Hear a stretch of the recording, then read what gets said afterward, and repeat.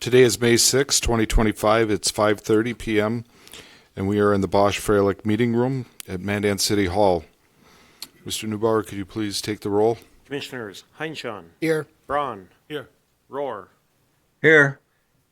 Schoberg. Here. Mayor Freilich. Here. And now at this time, we will have Mandan citizen Tanya Dietz lead us in the Pledge of Allegiance. Please stand and remove your headgear.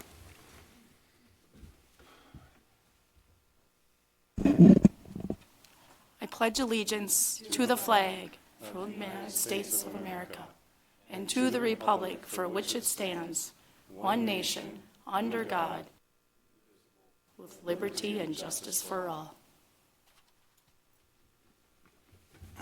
Thank you, Tanya. Okay, we have a few announcements. You all have the agenda in front of you, but we'll make a couple announcements first. May is National Bike Month, and May is also Building Safety Month. So be careful when you're on the ladder, mowing your lawn. Commissioners, you have the agenda in front of you. Could I have a motion for approval of the agenda? I'll make a motion to approve the agenda as printed. Second. We have a motion by Commissioner Schoberg, a second by Commissioner Heinchan. Any further discussion? Hearing none. Roll call. Commissioners Braun. Yes. Rohr. Rohr. Yes. Thank you. Schoberg. Yes. Heinchan. Yes. Mayor Freilich. Yes.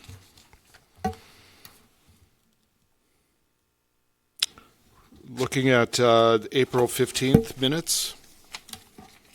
Could I have a motion to approve those minutes? I'll make a motion to approve the minutes of the April 15th regular meeting as printed. Second. Motion by Commissioner Schoberg, a second by Commissioner Brown. Any further discussion? Hearing none. Roll call. Commissioners Rohr. Yes. Schoberg. Yes. Heinchan. Yes. Braun. Yes. Mayor Freilich. Yes. Approval of the April 22nd special meeting minutes. So moved. Second. We have a motion by Commissioner Brown, a second by Commissioner Schoberg. Any further discussion? Hearing none. Roll call. Commissioners Schoberg. Yes. Heinchan. Yes. Braun. Yes. Rohr. Yes. Mayor Freilich. Yes. Now on your agenda, we'll go to item F, public hearing. Consider the resolution of determining the insufficiency of protests for Street Improvement District number 236. Jarek? Mayor and Commissioners, good evening. I do have a little bit of a presentation to talk about some of the project overview and talk about some of the information that we've gathered related to the project and to the assessment district. First Street reconstruction is what this public hearing will be about. This is a series of projects. Sorry. Keep going. We just don't have a TV over here. Oh. You guys have all, okay. We do. All right. No, This they can't one. see theirs. Okay. Shall I keep moving? No. Okay.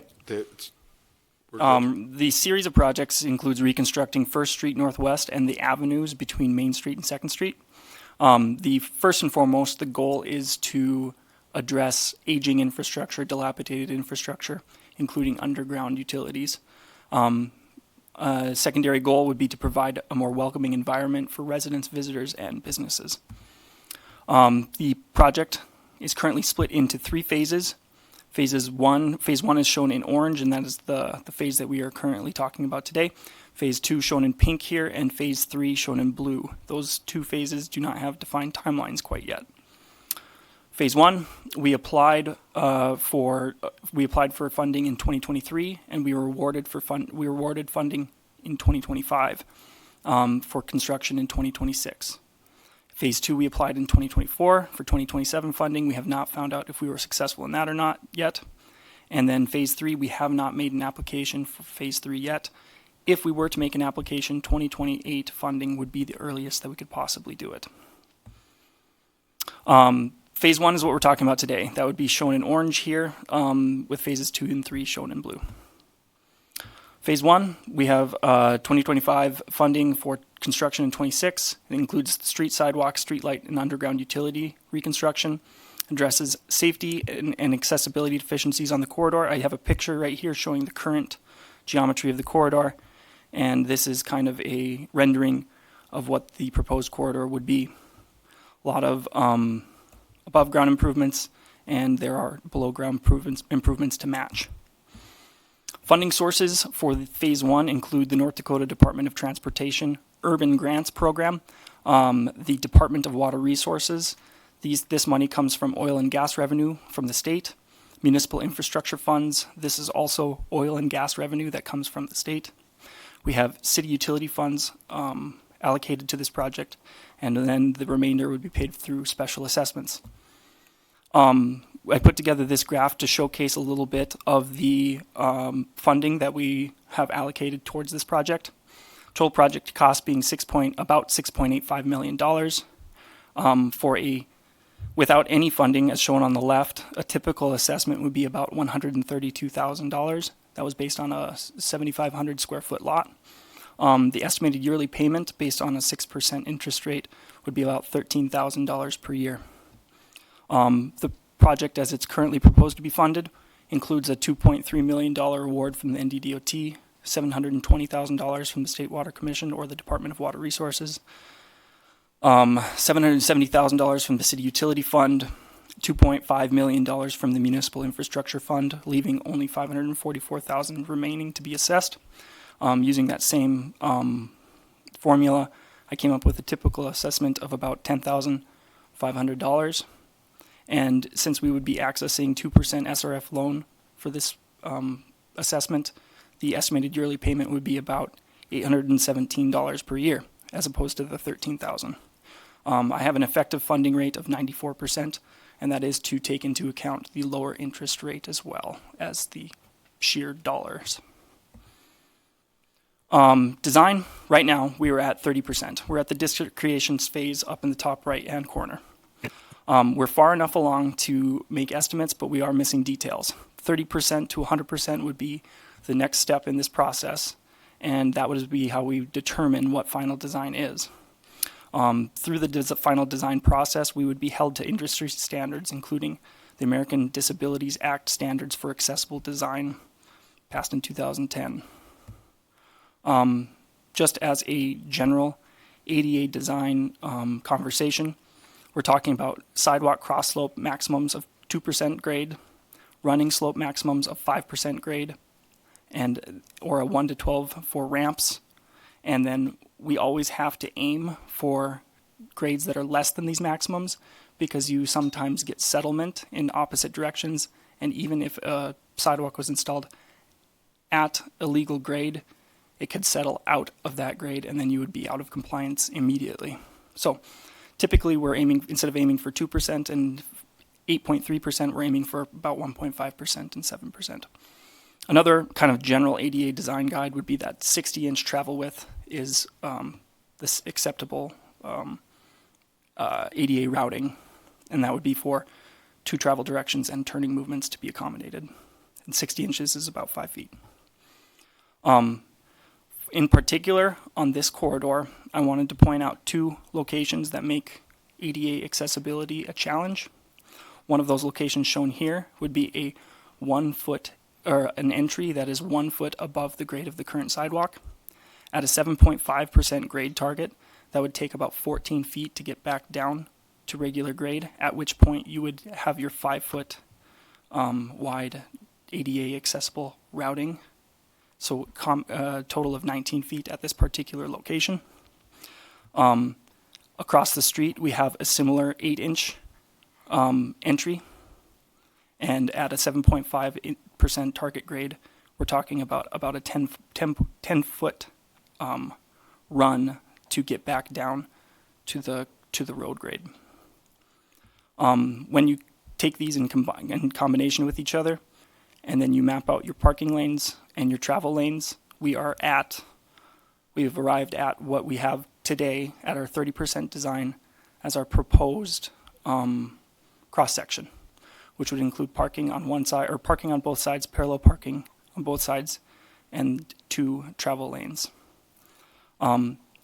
Reiterating that we are at 30% design at this time, and we are up against these physical limitations, but there's a potential for details to show themselves throughout the design process where there's possibility that there could be accommodations, but at this stage in time, we feel that the parallel parking is a physical restriction for ADA accessible design on this project.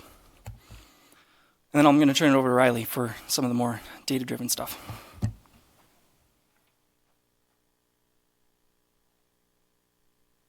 Good evening, Mayor Commissioners. So we did 2 different parking utilization studies on these corridors, one in February and then one in April, kind of prompted after some meetings we had with different business owners. So the February study area, we did 4th north of 1st, 4th north of Main, and west of 4th. So these are the 3 legs that are going to be reconstructed with phase 1.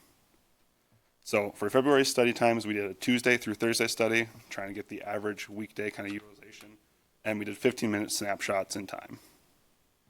So here are our February study results. Shown in orange is the current capacity. Shown in gray is the new capacity. And then you can see that each of these graphs doesn't meet, except for 4th north of Main, would exceed that new capacity. So kind of diving into a little bit deeper, at 6 p.m., which is the peak time on 4th north of Main, here are all the cars parked on 4th north of Main. Here is the utilization on 4th north of 1st, and then 1st west of 4th. So you can see there is kind of some bleed through room here where other cars could park. So all these graphs kind of bleed into this graph, which is our total max for each day. So what this graph did is it combined all of the parking that was being utilized and then mapped it versus the new parking spots available versus the current parking spots available. So shown here, we can see that there would be a minimum of 16 empty spots for any given day with the proposed parking plan, versus today we have a minimum of 61 empty spots. So in April, we did another study kind of prompted by another meeting. This study included the section east of 4th, which is not going to be touched as part of phase 1 construction. So for this, we kind of took some feedback, and they said, well, we should really get the weekend involved. So we did a Thursday, Friday, Saturday study, again, doing that 15-minute interval. So here's kind of these results. Again, the only graph that is peaking over the new capacity is 4th north of Main. So again, I kind of showed that same peak time, which is 7:15 p.m. in this case. You can see all these cars parked on 4th north of Main, and then looking at 4th north of 1st, again, pretty empty. 1st east of 4th, there's some spots here, and then 1st west of 4th is again empty. So again, we took all these graphs and combined them into one total graph to kind of show what that would look like. And the colors swapped on this here, so that new capacity is now shown in orange, and we'd have a minimum of 31 empty spots with the new capacity versus a minimum of 76 empty spots with the current capacity, giving us a utilization of roughly 60%. So some key takeaways here are there's a current underutilization of parking. With the proposed plans, we'd only be using about 60% of the parking. And really what we're trying to do here is a more efficient and accessible parking layout. So kind of bouncing into the protest period, it began on February 21st and ended on April 22nd. The engineering department received a total of 493 letters. And most letters listed parking as a major concern, which again kind of prompted those parking utilization studies. So just some things about protests. The protests to count must be a property owner in the district. They must have a date, property address, and signature. Protests are counted by total non-public land area, and there has to be an over 50% protest rate in order for the project to be protested out. So some kind of recapping of the letters. 122 letters were for people who did not live in Mandan. 340 letters for people who live in Mandan but do not live in the district. And 31 letters were from residents in the district. So we did some tabulation here. So this was by parcel. There are 149 parcels in the district. Of that, 30 parcels protested. making our protest rate by parcel 20.13%. As I mentioned earlier, protests are by land area, so we did that tabulation as well. There are 26.54 non-public acres in the district. Of that, 5.53 acres of property owners protested, giving it a protest rate by acreage of 20.85%, which is the number that really matters here. So we also have a protest map here to kind of show the parcels that protested, and we have a larger map that shows all of Mandan, if you'd like me to go to that. But we have some time for questions from the commission. Anybody have a question?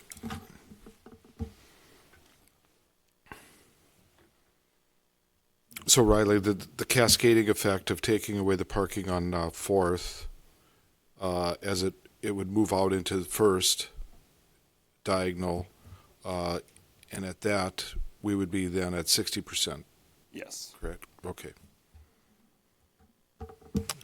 Any other questions?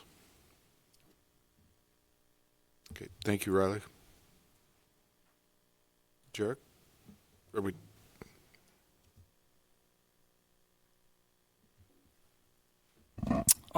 Mayor, Commissioners, that is what we have prepared for the evening, but if you have any questions for me, I'd be happy to answer them.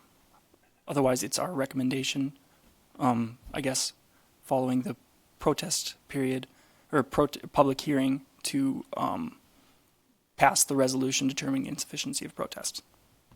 And just, this project came onto the radar, what year? The project in our project book is a 2019 project, so, but it has had many different forms over the last 6 years. Okay, thank you. Any other questions? Okay, hearing none, we're going to open the public hearing, and I thank you all for attending. Your feedback has been much appreciated, and it's been fair. Obviously, the number one concern we've heard has been the parking. And as Jarek said, we're at 30% design. We've got another 60 to 70 to go. And I promise you, we are going to do everything we can to find any deviations from the current plan that might find parking for us in a different design. But certainly we are kind of where we're at with this and the ADA rules. So we will continue to review all available options. This is a public hearing, and as I mentioned before we started, we're going to go 3 minutes per speaker. When you come to the podium, please state your name, sign in and state your name. And at the 3-minute mark, I'll just raise my hand, and we'll go till nobody else wants to speak, or a half hour. So, and I also like to acknowledge that we have received communications from Karen Jordan, and we appreciate her input regarding the assessment district. So with that, we'll entertain the first speaker.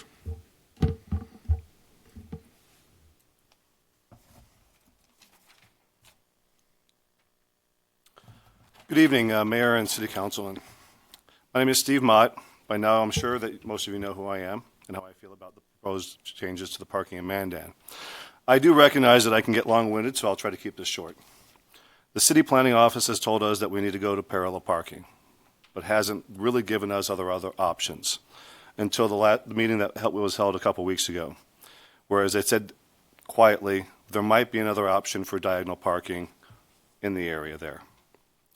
With all this talk about parallel parking, safety, ADA compliance, I find it interesting that there's a big building being put up by a national chain business on Main Street off of the corner of Main and 10th Avenue Northeast, which I know does not have an 8-foot sidewalk at the current time, but it's also blocking part of that intersection, in my personal opinion, when I'm trying to get in and out up off of 10th, whether I'm approaching Main or coming off of Main.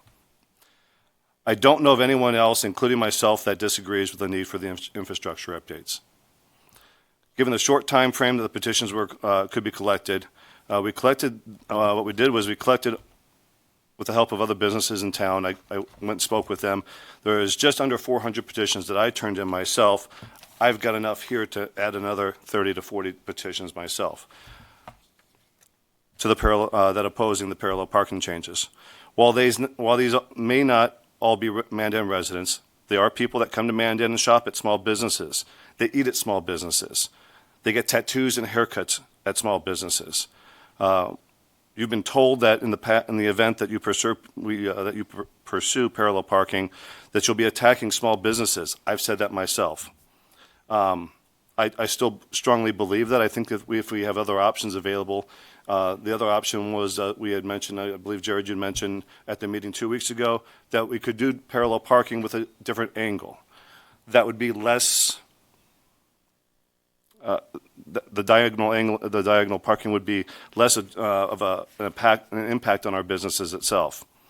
Mr. Mayor and City Council, you have the ability to fundamentally change the look and feel and how we do business and whether or not the city of Mandan grows or dies in the future.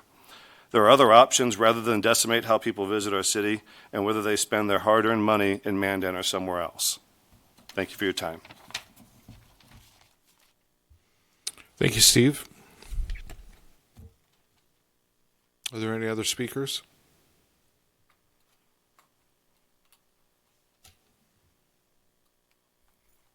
Ellen Williams, Mandan resident for 37 years.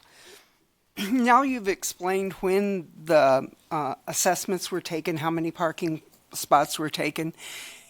The only time I've ever seen that few is Sunday afternoon. You can drive downtown almost any time during the day, Monday through Saturday, and a huge portion of those spots are taken. If you take away spots, I'm not going to be able to come downtown. One thing I want you to understand is the safety part of a parallel parking. I'm 74 years old. My boyfriend is 84.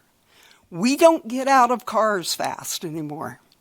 If there's parallel parking, is there going to be plenty of room for us to get out of a car in a safe manner when cars are coming down the street? Secondly, there's a lot of people with more than one child that are parked in cars. My daughter the other day had 2 of her grandchildren, a 6-year-old and a 4-year-old. The 6-year-old was behind the driver. The 4-year-old was behind the passenger seat. The 6-year-old unbuckled his seat and crawled across the front seat to get out because it wasn't safe on Main Street. The 2-year-old, obviously, she took out. When they got back into the car, she had to reach across the 2-year-old to buckle the 6-year-old's seat belt because he's not strong enough yet to do that. My concern with parallel parking is, one, if I can't find a spot for the business I want to go to within a block, I'm not walking 2 blocks to get to it. And 2 is the safety part. Getting out with semis going down Main Street, and I realize we're not changing Main Street that way, but semis going down Main Street is dangerous if I'm going to a restaurant or any other business in town. So please consider an alternative, whether that's one-ways or maybe parallel on one side, an angle on the other side where there's more people, businesses. But the businesses I use, if there's parallel parking, my chances of not using them anymore. Thank you. Thank you, Ellen.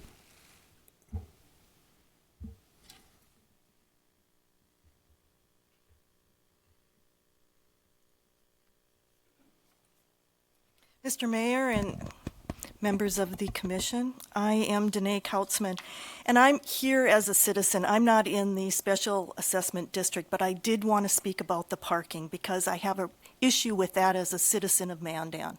I've lived here all of my life. I was born and raised here, and I try to spend my money in Mandan. I am a big patron of the downtown businesses, and I don't want to see them go under. So we need more parking, not less parking. So whatever can be done here to address the issue, I would appreciate you looking at long and hard.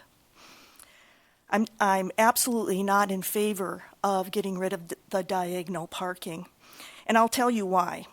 We've had an issue with parking in the city of Mandan for a long time, and Commissioner Schoberg and I go way back to the 80s, and the Parking Authority tried to address it. Part of the problem is, and I think it's threefold. You have business owners and their employees parking in parking spots downtown. You have tenants who live downtown who don't have off-street parking, taking up parking spots. You have HIT downtown who conducts training, so when they have their training, they take up all the parking spots.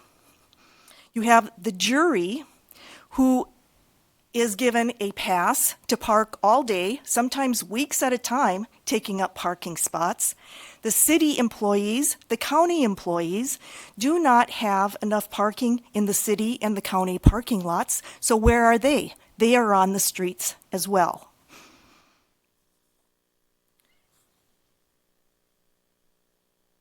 The major thing that is a problem in Mandan is the lack of enforcement of the parking regulations as well. And I don't fault the police department for that.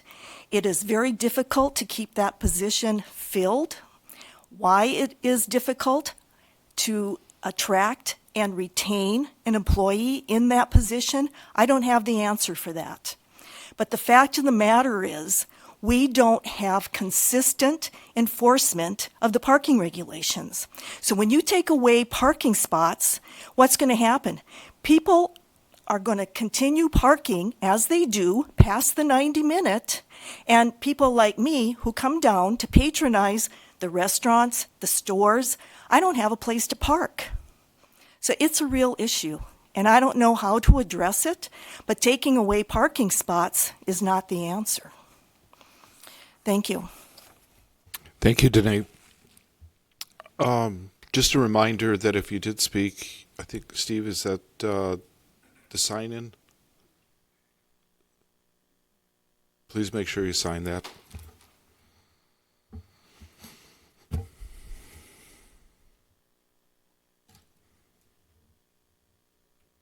Hello, my name is Garrett Hooker. I'm the owner of Black Lions Pub and Pizza.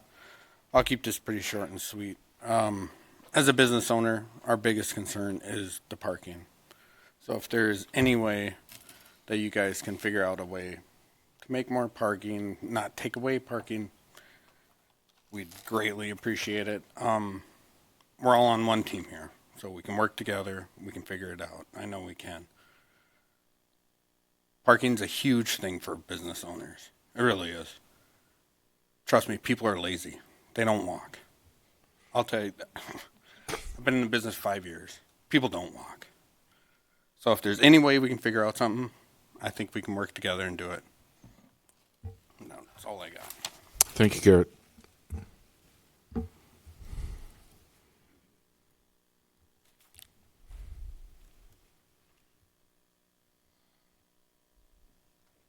Mayor Fraley, Commissioners, I'm Julie and I own the Golden Comb. We also own the All building on 3rd Avenue in Maine. And like, for instance, at nighttime when they do their little dance classes, they have 100 and some kids that attend. Let's say 2 kids per parent even. That's 50 parking spots. And with little kids, you're not going to park 2 blocks away. There's not a chance. And she's right about for safety for the kids. That is the number one, especially on our block, because of the kids. Plus also the canteen on Main Street too. They have a ton of people coming in there, and I have complaints. I bet I have at least 2 to 3 a week of all the complaints about, I don't want to park in Main Street, Julie. Can we come and park in the back where it's safe? We can't get our kids out, Julie. Can we come in the back? You don't mind if we park back there? And the elderly people, they got to swing the doors way open to be able to get out. So then you can't do that on Main Street. Plus, with our ball bar on our street already, we lost 2 parking spots, and they keep complaining. And then, of course, it's like my favorite thing is people don't know how to park. These trucks need at least a spot and a half minimum usually. Then they got, you got the lines, but people don't know what the lines are for. So you got to account for that too. In parallel, I bet 75% of Mandan can't parallel park. I would just about bet that. And that includes the young as well as the old. And right now, if you want to go on percent, you guys, I bet right now we have about 85% in here versus 15% that don't want the parallel parking. And when you start talking percents, you see right here, and these are just a few of the business owners. So it's like, you have to keep us alive. You don't keep us alive, you guys don't have a job. That's just about what it comes down to. And as far as the money goes, I'd like to actually see if we got all these grants, and did they all come through, and where did they go? I'd like to see it actually in writing, because it says 30 here, 60 here. It's like, I know that's what's said, but I'd like to actually see it in writing so I know where it actually went, and did it really come in, and can you guys account for it? You know, we always just take it for granted that you guys do all this, and we just kind of are on the standby, but I would like to see where it actually came from. And the studies they showed it, but like I agree with her, you guys must have done them on Sundays. Because that place, like where he's at, that's always booked. Our street's always blocked. On 3rd, it's always full. So even with Lewis and Clark there, they need more parking because a lot more of those people drive now. So I'm just saying, we are the town. You don't keep us alive, there's not going to be a town. Thank you. Thank you, Julie.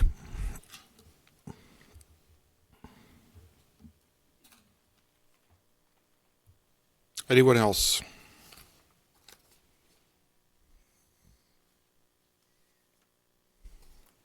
Hi, I didn't really prepare anything, and I'm not a resident of Mandan, but I am a Bismarck resident. I am a very big... Could you state your name, please? Oh, sorry, I'm Krista Parsons. Krista? Krista Parsons, yep. I am speaking on behalf of my friends that own businesses that work very hard to make a living, and I am one of the people that likes to support those businesses. And I want them to be able to keep their businesses going by having people come to see them. It is very important to have the not parallel parking because, to be honest, yes, as she said too, people don't know how to parallel park around here. They really just don't. For me, I see July. You've got people coming in for all of the big events for the 4th of July. You've got, during the summer, on Tuesday nights, you have the program in the park where you've got people coming to play, things like that at Dykeshore, right? People need to park. Most of these people that are coming to these events too are families, and you also have elderly people that like to go out, enjoy some time listening to these bands and whatnot play on Tuesday nights. So imagine somebody that's elderly probably isn't going to want to walk further because only having the option for parallel parking and only maybe having, 30 spots on that street on 4th? And that's really the closest option that they're going to have available to them. I mean, yes, I come to businesses at least 2 to 3 times a week from Bismarck. How often is it that you have people coming to visit Mandan from Bismarck on a regular basis? It's not super frequent, but the businesses that I know and that I go to and enjoy myself, a surprising amount of people on a regular basis are coming from Bismarck to these establishments and like to be able to park in a reasonable distance.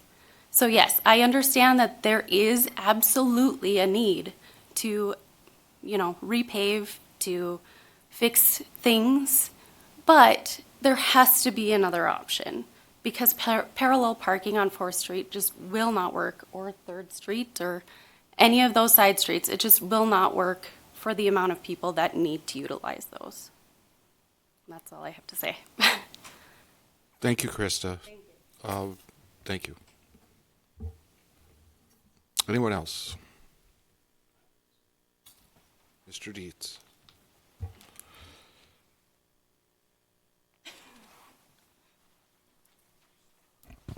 Afternoon, Commissioners. I am Chris Dietz, just a good friend and know some of these businesses. Along with all the fine words that have been spoken about keeping the parking, I just think that there should be some more study on the elevation for the entries for those buildings, and that could possibly be a good benefit to keeping the diagonal parking. And that's kind of where I'm going at with this as well. Just I think some more study should be done for different elevations. So thank you. Thank you, Chris.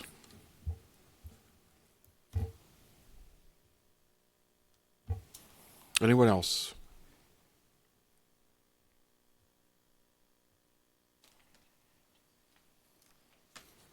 Second call.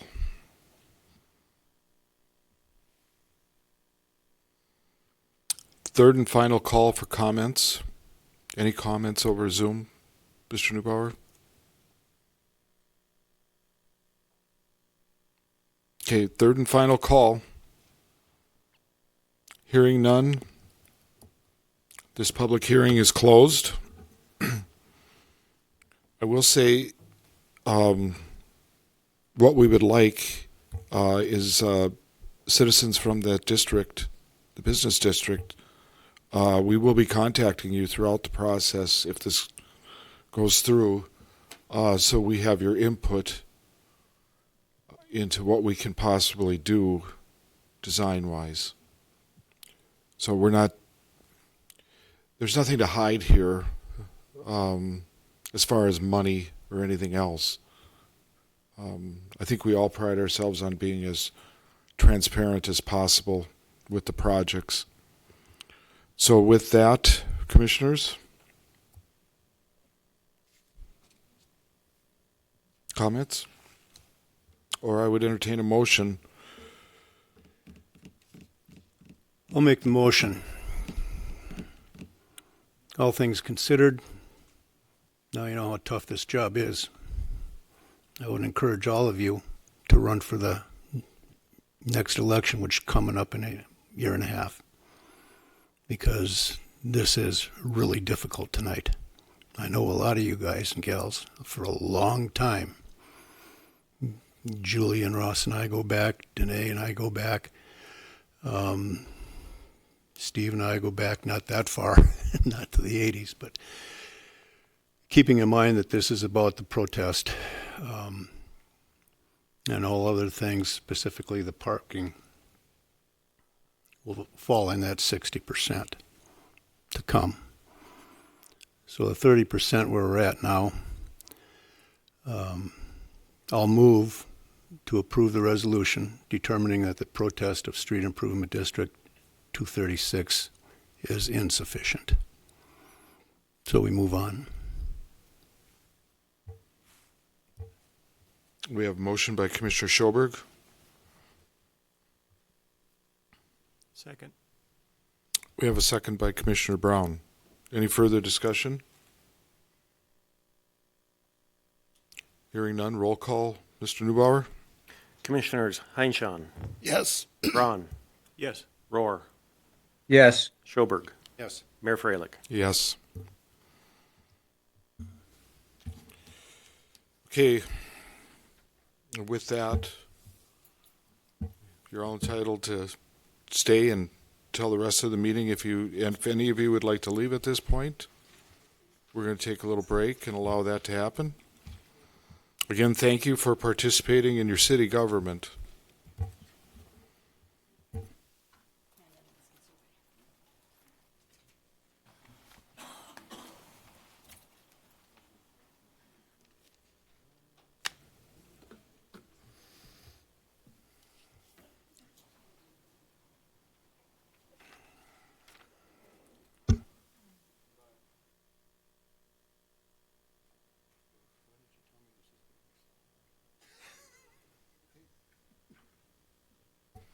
All right, Commissioners, you have the consent agenda in front of you.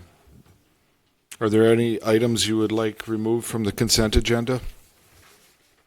If not, I would entertain a motion to accept it. Make a motion to approve the consent agenda as presented. Second. We We have a motion by Commissioner Heinchan, a second by Commissioner Braun. Any further discussion?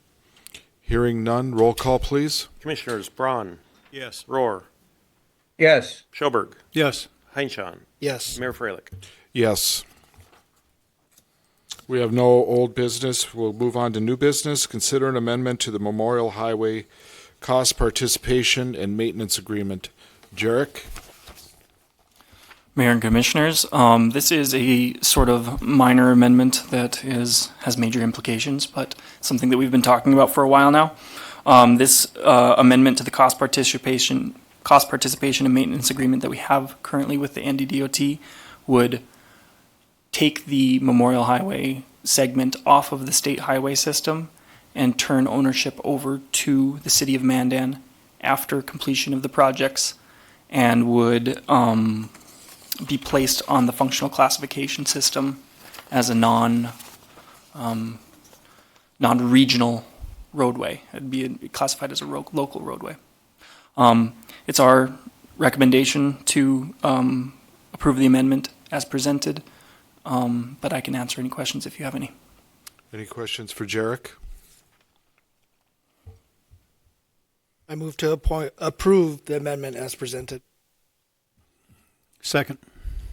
A motion by Commissioner Heinchan, a second by Commissioner Schoberg. Any further discussion? Hearing Mayor none. Dennis here. I just have one question. We understand that we have the resources to continue the maintenance, snow removal, and that we'll be able to meet those expectations. Is that correct? Mayor Commissioner Rohr, I would probably have to defer to Public Works Director Shane O'Keefe, but my understanding is that we have been acquiring equipment, and we have been anticipating this for quite a while now. So, yes, my understanding is that we are prepared for this. Okay, that was my question. Thank you. Any further discussion? Hearing none. Roll call, please. Commissioners Rohr, Yes. Schoberg, Yes. Heinchan, Yes. Braun, Yes. Mayor Freilich. Yes. Item number 2 under new business, consider an 8th Avenue Northwest 24th Street road closure request to complete natural gas main upsizing. Jarek? Mayor and Commissioners, I'm just going to pull up some documentation quickly. WBI approached the city a while back asking about a potential road closure of 8th Avenue Northwest and 24th Street Northwest. This is the area just west and just northwest of the new high school site. WBI is completing a major gas transmission upsizing project, and would include upsizing of, I believe, a 12-inch line to a 16-inch line. They are boring this primarily, but they need the extra workspace to get the work done. And they are proposing a 3-week shutdown at the end of May, starting at the end of May, and an approximately 1-week shutdown of 24th Street starting in the middle of June. I have the exact dates in the packet here, and our recommendation. I should mention that these both occur after the school year lets out, but they do occur after summer school starts. We have contacted the school district and ran the traffic control plan by them, and they signed off on it, so they are okay with it. It's our recommendation to approve the closures as presented, but I can answer any questions, and I believe Mike Johnson is here to answer questions as well. Are we going to impede any residents from getting to their homes? Mayor, I do not believe that they would be impeded from getting in their homes. The only access that is being closed off is one of, I believe, the high school site's 5 access points. Jared, could you pull up that map that was in the packet, please? Let me see if I can get that pulled up for you. There we go. Okay, so Old Red Trail would be off the screen to the left, correct? I can scroll over. It is right there. Okay, and the angled street at the end of the red, that's 24th Street. Correct. So I've got a couple of questions. You said there's a fellow from WBI here? Yes.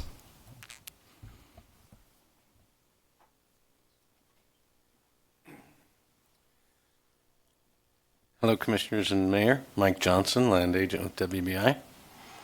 Hey, Mike, don't Good mean day. to put you in the hot seat here because it won't be too hot. I want to clear some stuff up.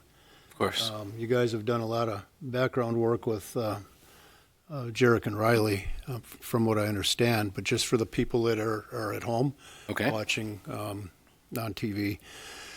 One of the concerns that I know is going to come up for a fact is 8th Avenue between the high school and Walmart, between Old Red Trail and 24th Street is brand spanking new. And I guess, so my questions will pertain to that brand spanking new section of roadway. Jarek mentioned that you're going to push, we're going from a 12-inch to a 16-inch natural gas main, correct? Correct. And we are just a small part of a bigger picture, correct? This one's going to go up to Minot eventually. Correct. This is gas to deliver to Minot, yes. Okay. Jarek also mentioned that this is going to be a boring job. Not boring as in, oh my gosh, is it Yes, supper boring, time yet? boring, But, boring under so, 8th so Avenue. to cut to the quick, will that brand spanking new roadway and sidewalks, are those going to be compromised in any way, shape, and form, as you can tell tonight? I would like to say no, but it is construction work. But we'll use every precaution and best practice we can to keep the integrity of the road and the sidewalks The in place. The mapping was a little bit confusing to me. There are several red lines that look like that pipeline would go underneath the new roadway. You can see the red lines to the left of the red. But from what I think I understand is the pipeline itself is actually in the ditch line, if you will, on the east side. Correct. Of the street. Is that correct? That is correct. And if you're boring it, theoretically, everything should maintain its current integrity. Except for maybe a chipped curb or something here and there. Possibly. Okay. So you guys will be working pretty closely with Jarek to remedy any issues? And we'll have our inspectors on site, and if they see anything going wrong, they'll do their best to stop it immediately. Okay. So, thank you, Mike. Appreciate it. So if the road bed is disrupted or the sidewalk disrupted, what's the remedy? give me a call and we'll work it out. What's that? Give me a call and we'll work it out. I don't understand what that is, but in the past, what has been the remedy? If the pipeline is the cause of the damage, we'll do our best to repair the road. Okay. Thank you. Any other questions? Hearing done, I would entertain a motion. I'll move to approve a 3-week road closure for 8th Avenue Northwest and a 1-week road closure for 24th Street Northwest to occur between May 24th and June 24th of 2025. Second. We have a motion by Commissioner Schoberg, a second by Commissioner Heinchan. Any further discussion? Mayor, I would just add, I would say as a commission, there's been a lot of, for people watching, there's been a lot of things that have, construction over the last couple of years up in that area. We're well aware of that. This would have been great if it, would have happened probably a year ago when all the construction was going on. We're going to inconvenience our citizens in this area again. So just keeping an eye on that 3-week timeline is going to be important for that group again. So just wanted to add that. Thank you, Mayor. Thank you. Thank you. No further discussion. Thank you, Mike. Thank you, Jarek. No further discussion. Roll call, please. Commissioners Schoberg, Yes. Heinchan, Yes. Braun, Yes. Rohr, Yes. Mayor Freilich. Yes. Item number 3 under new business, 2024 Mandan Measure 1 Sales Tax Collection Update and Public Transportation Grant Program. Andrew?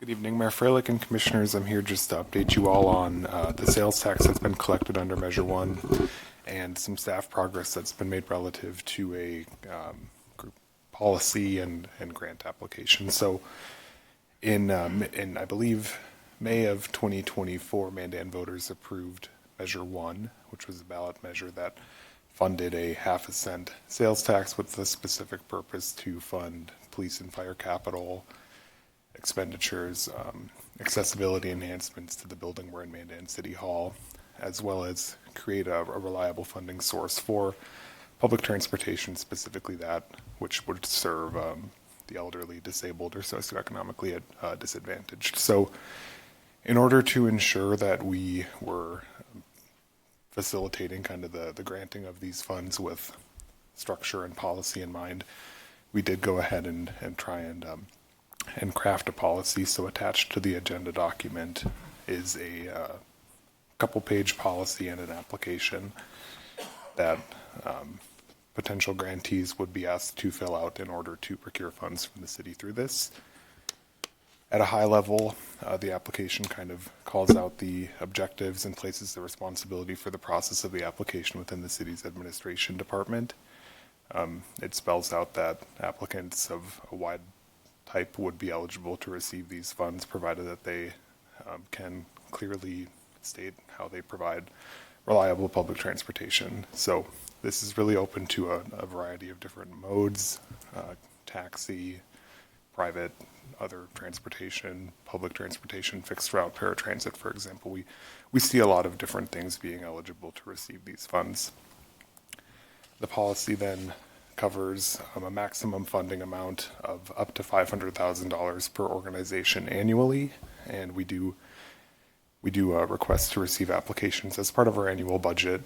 We feel that organizations that apply for funds would provide their budget during our budget season as well, so that we can see what their goals are for that operational year, and that we can allocate funds during our regular budget cycle. So it goes into what we expect for auditing and reporting and the process of renewal. So again, this is what we would recommend going with.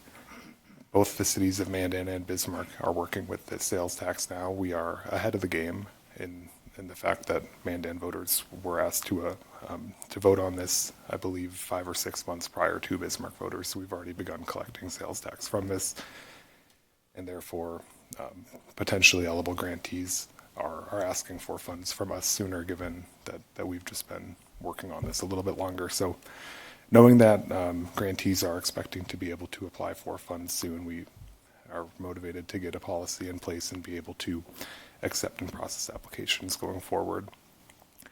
This was worked on collaboratively with staff from planning. I represented the city on the transit board, so I have a little bit of knowledge about that, as well as administration and the finance department, and it is our recommendation that this policy be approved so that we can begin with applications. Do you have any questions? Any questions for Andrew?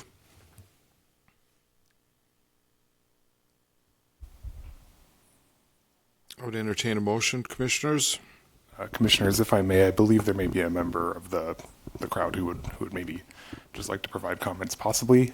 It's not a regular part of new business. However, if you would so want to hear it, sure, it's up to you. Thanks.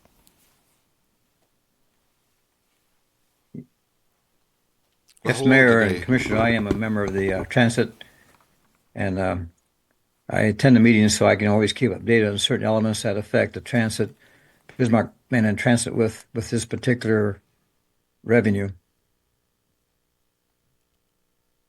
Thank you, Commissioner Rohr. Mr. Mayor, Commissioners, I'm Danae Kautzman. I am on the Bisman Transit Board, but I am appearing in front of you as a citizen of Mandan. I'm not representing the board. The policy application was reviewed by the board, and there were no objections to it. I do have information that I want to share with you, and that is that money is going to be set aside. It is not all going to be spent. And I don't understand that as a citizen when we pass this sales tax initiative, why the city would withhold money. And I was also told that any interest that accrues on that money will go to the general fund. Now, typically, when there is a matter of funds that are raised for a specific purpose, the interest goes to that specific purpose because that's what the intent of the money was for. I don't know if you need to pass a resolution or an ordinance to keep the money in a separate account or so that we can have the interest on that money if it's going to be held back by the city. But as a citizen, I would hope that that money is spent as soon as it comes in. I also do not understand why there is a cap for the application. I accept that. But if there is money remaining that was raised, I think that the entities that wish to apply for additional funding should be given the opportunity to do so. If you have any questions for me, I'd be happy to answer them. Questions for Danae? I also want to tell you that Andrew served on our board, and we're going to miss him terribly. He provided great advice to us. He is a true visionary, and he will be sorely missed by the board. Thank you. Thank you, Danae. Andrew? Commissioners, we've worked with Mrs. Kautzman on this, and just to be able to kind of close some loops on topics that were brought up, we feel that present funding needs that we are aware of can be met with the funding cap that is set in place, and we do feel that the funding cap of the $500,000 that we would set per organization per year is strategic in a way that would allow for either a transportation upstart or another provider to access funds and ensure that they're not all allocated to one certain provider, to make sure that there is an aspect of competition, but also an aspect of funds being reserved in case a provider does come to the table that wasn't there right away. So for that purpose, also to make sure that, given the fact that sales tax is it can ebb and flow. For example, we could have a strong economy, we can have a weak economy. We could also have a situation where the sales tax could possibly go away. So we want to be able to have a little bit of a piggy bank, I guess. We don't see that as a strong or as a major negative. Public transportation is an integral part of the economy. It gets people to work, it gets them to appointments, and riders are already susceptible to change. So we don't want this funding to go away immediately. As it relates to the interest, I don't speak to that authoritatively. However, we did respond to that comment. It's not consistent with city policy to treat this interest any separately than other special funds that we have. Typically, if that were to be the case, where interest from a specific tax or something were collected and remitted back to that fund, it would need to have been done as part of the measure when taxpayers voted for that. So that's not how the Visitors Fund operates, or the Growth Fund, or other special funds that the city maintains operates. So just wanted to clarify that how we would handle the interest with it being deposited back into the general fund is consistent with city practice. So do you have any other questions for us tonight? Any other questions for Andrew? Yeah, Andrew, what my set of ears is hearing from both you and Danae is that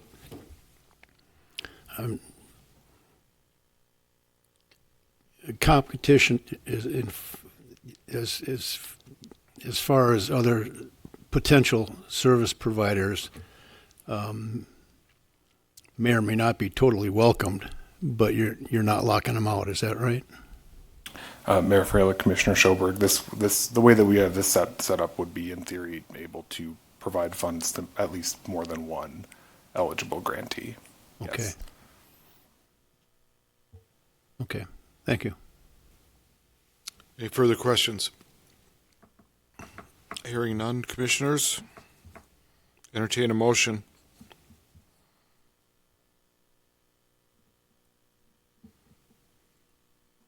I move to approve the grant policy and application. Then a second. Motion by Commissioner Braun, second by Commissioner Rohr. Any further discussion? Hearing none, roll call. Commissioners Heinchan, Yes. Braun, Yes. Rohr, Yes. Schoberg, Yes. Mayor Freilich. Yes. Item number 4, under new business, consider entering into the State Water Commission cost share agreements. Jarek? Mayor and Commissioners, good evening again. On April 10th, we attended a State Water Commission meeting that had 3 of our projects on it. We had applications for the Memorial Highway project, the 2025 reconstruction project at Monty Drive, as well as our water treatment plant Phase 3 optimization project. We were successful in our applications for all 3 projects, and we were awarded nearly $11.7 million in funds to go towards the construction of these projects. And before you today, we are asking to enter in or to approve the amendments to the agreements that we have with the State Water Commission to accept these grant funds. I could stand for any questions if you have any otherwise. Commissioners? Jarek, I would just like to take a few moments here, which is rare for me, but I got the stopwatch. okay. Is it true that this was a team effort between State Water Commission, our engineering consultants, contract folks for several or all 3 projects, I'm assuming, and our city staff? Commissioner Schoberg, absolutely, yes. The engineering consultants particularly are very helpful to us for acquiring these funds. I'm not going to get into details here for sake of brevity, but just so everybody at home knows that the total figures that the State Water Commission approved as of the April 10th, 2025 meeting, due to the efforts of Water Commission engineering consultants and city staff, amounts to what in my mind is monstrous. It's $15,378,319 that y'all have removed from the backs of Mandan citizens. And as a citizen of Mandan, I cannot commend you guys high enough for taking that weight off of the shoulders of the hardworking people in Mandan. So thank you very much. Sincerely appreciated. Absolutely, yeah. So the State Water Commission is doing a lot for us and making a lot of projects around our city possible. And yeah, absolutely. Big shout out to them as a project partner. Any more questions for Jarek? If not, we'll take these one at a time. And it'll start with the Memorial Highway.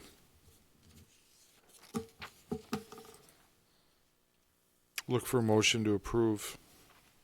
I move to approve the cost share amendment as presented for item 4A, Memorial Highway. We have a motion by Commissioner Heinchan, second by Commissioner Braun. Any further discussion? Hearing none, roll call, please. Commissioners Braun, Yes. Rohr, Yes. Schoberg, Yes. Heinchan, Yes. Mayor Freilich. Yes. The Monty Drive 2025 reconstruction. I'll move to approve the cost share amendment as presented. Second. Motion by Commissioner Schoberg, second by Commissioner Braun. Any further discussion?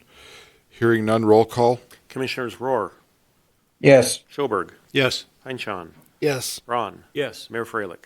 Yes. Water treatment plant phase 3. I move to approve the cost share amendment as presented. Second. Motion by Commissioner Heinchan, a second by Commissioner Braun. Any further discussion? Hearing none, roll call. Commissioners Schoberg, Yes. Heinchan, Yes. Braun, Yes. Rohr, Yes. Mayor Freilich. Yes. We will move on to item number 5, legislative update. Mr. Neubauer. Mayor Freilich and Commissioners, this will more than likely be your last legislative update until January of 2027, so you're welcome. If you heard, the legislature convened early in January and recessed on last Friday or early Saturday morning about 4 a.m. A lot of significant bills were in flux up at that time. The main one we've talked about over and over again is House Bill 1176, which deals with the primary residence credit. Right now, if you're familiar with that, would be the $500 credit that you needed to apply for. That will be moving to $1,600, so an $1,100 increase, which is all good news, of course. Again, same type of deal. I think you'll always need to apply for that for your primary residence. The other piece of that was the 3% property tax cap, which will require significant public education on how that works, and a lot of work between the North Dakota League of Cities, North Dakota Association of Counties, Parks and Rec, and schools to figure out how that exactly gets implemented and things like that, and those processes have already started. The other one we've talked about many times is House Bill 1577. That was our wastewater treatment plant and collection systems grant. That was originally started at about $50 million, went to $25 million, and then went to $0. Part of that funding was when the grants, there were a couple of federal grants that were killed at the federal level for cities such as Lincoln, I think $7 million, I think Fessenden, North Dakota, there's an intake project at Watford City that totaled a goodly amount of money that some of these funds got moved to because those communities had been planning on those projects. However, the good news in that is normally when the legislature hog houses a bill and passes a study resolution, it usually is, well, will a study happen or will a study not happen? The language put in to this bill is that the legislature shall study wastewater treatment plant funding. So it is a step forward. While there's no money attached to that, that is on the positive side. The other one that received a lot of attention, I think, the last few weeks of the session was Operation Prairie Dog or Prairie Dog money. We kind of thought that might be going away at one point in time, and then those funds moved into a Department of Transportation bill. At the end of the day, that did not happen. The Prairie Dog, there's a stream of oil and gas tax money that comes and funds the Prairie Dog funds or municipal infrastructure funds. That is still being worked out, all of the details, because I think at the end of the day there were some compromises made, and to try and ensure that funds, those buckets would fill by the end of the 2025 biennium, which would be June of 2027. So there's some changes in there, but the opportunity for those buckets to fill, I think, went up with maybe some amounts being changed at that level. So those pieces are still being looked at. So again, session is over. If you heard that the speed limit, the governor signed that bill that 80 miles an hour doesn't really affect us in town. Hopefully no one's going 80 miles an hour, but there may be some changes as far as points and fines and things like that, that again, we're still looking at those bills to make sure if we have to make any changes at our level. So if you have any questions, would be more than willing to try and answer them for you. Any questions for Mr. Neubauer? Nope. Thank you, Jim. Thank you. Now we'll move on to resolution and ordinances. Item number 1, second consideration of ordinance 1464, zone change from CA commercial to R7, residential for Lot 9, Block 1, Developers West Acres, second edition. Andrew. Mayor Freilich and Commissioners, Ordinance 1464 is here for a second consideration. It was presented at the April 15th meeting for the first consideration, and the recommendation is to approve. No changes have been made. We haven't received any comments. Do you have any questions for me? Any questions for Andrew? Hearing none. Go ahead. I move to approve the second consideration of ordinance 1464. Second. Motion by Commissioner Braun, second by Commissioner Schoberg. Any further discussion? Hearing none. Roll call. Commissioners Heinchan, Yes. Braun, Yes. Rohr, Yes. Schoberg, Yes. Mayor Freilich. Yes. And now the drum roll, because this is Andrew's last appearance before the City Last zone Commission. change. Is it? I think so. It is. And we would like to thank you very much. Don't be So, surprised if I come back, I guess. But so second consideration of ordinance 1465, a zone change from AG agricultural to CB commercial for Lot 1, Block 1, MDU addition. Andrew, make it a good one. yes, Mayor Freilich, this is the zone change for the property to be the MDU Lineman Training Center down the road from the Central Dakota Humane Society in North Mandan. We're recommending approval. It was presented for the first consideration at our April 15th meeting, and you approved it then. We've received no comments or questions. Do you have any questions for me? Where are you going? No. Any questions for Andrew? Hearing none, I'd entertain a motion. I'll move to approve the second consideration of ordinance 1465. Second. We have a motion by Commissioner Heinchan, a second by Commissioner Schoberg. Any further discussion? Hearing none. Roll call. Commissioners Braun, Yes. Rohr, Yes. Schoberg, Yes. Heinchan, Yes. Mayor Freilich. Yes. And Andrew, thank you for your 4 years serving Mandan. You did an excellent job. And good luck in the future. There is no other business. Future meeting dates for the Board of City Commissioners. May 20th, 2025 at 5:30. That is the regular commission meeting. May 27th, 2025 at 5:30. Special meeting, working session, long-range financial planning.